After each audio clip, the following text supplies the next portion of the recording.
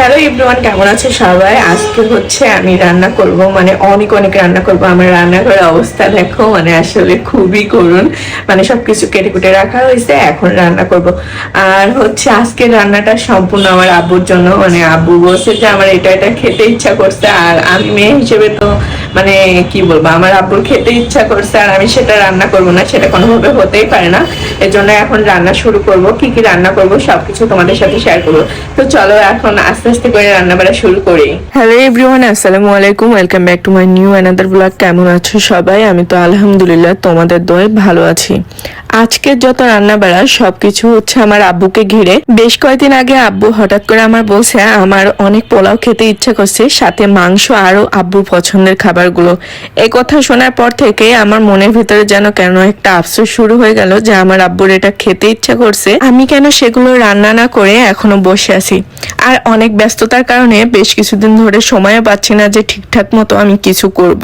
তো আজকে সময় ছিল, আমি ভাবলাম যে আজকে সবকিছু রান্না বাড়া করবো আব্বুর জন্য। যেই কথা সেই কাজ, সবকিছু রেডি করে নিয়ে এখন চলে আসলাম রান্নাঘরে। রান্নাঘরে এসেই আমি আগে মাংসটা বসিয়ে নিয়েছি। মাংসটা ওইদিকে হতেই আমি এই সাইডে পোলাওয়ের জন্য চাল ভেজে নিচ্ছি। কিন্তু খুব বেশি রান্না বাড়া পারতাম না, বাট বিয়ের পরে আমি সব রান্না বাড়া শিখে নিয়েছি। এদিকে পোলাওয়ের চালটা ভাজাও শেষ, আর ওটা আমি রাইস কুকারে বসিয়ে দিয়েছি। এখন চলে আসছি মাছ ভাজি করতে। লবণ হলুদ মাখিয়ে সুন্দর করে মাছগুলো মেখে নিয়ে আমি এখন তেলটা গরম হয়ে গেলে এর ভিতরে দিয়ে নিচ্ছি মাছ ভাজার জন্য, কারণ মাছের ভুনা করব। তবে এই মাছ ভাজি করতে আমার খুব ভয় লাগে, কারণ তেল ছিটকে আসে, আর আজকে অনেকবারই তেল ছিটকে আমার হাতে পড়ছে। মানে আসলে এটা খুবই খারাপ লাগে। আর এদিকে বেগুন ভাজি করব।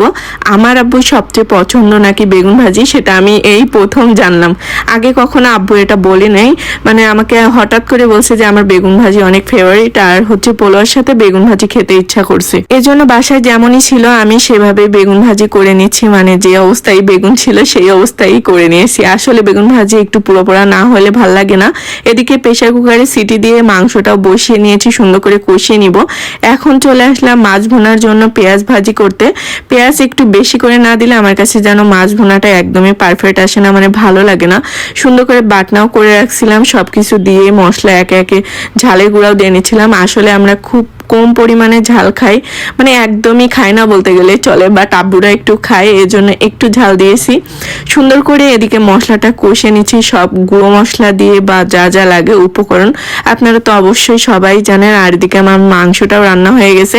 কেমন লাগছে দেখতে অবশ্যই কিন্তু কমেন্ট করবেন। আর এদিকে মাছও দিয়ে দিলাম, মানে যে কয় পিস মাছ রান্না করব সেই কয় পিসই আমরা এখানে নিয়েছিলাম। আসলে কি বলবো, আমার আব্বুর জন্য মাঝে মাঝে অনেক খারাপ লাগে। মানে কি বলবো, অন্যরকম একটা ফিল হয় যে সে আমাদের জন্য এত কষ্ট করে, বাট আমরা তার জন্য কতটুকু বা করতে পারি, আর আমি মেয়ে হিসেবেই বা কতটুকু করতে পারি। ইনশাল্লাহ যদি কখনো আমি সফলতার দ্বার প্রান্তে পৌঁছাতে পারি তো আব্বুদের জন্য অনেক কিছু করার ট্রাই করব। আর সাথে আমার শ্বশুর শাশুড়ির জন্য। আর এদিকে রান্নাবাড়া কমপ্লিট, আব্বুর জন্য পাঠিয়েও দিলাম। Bye bye.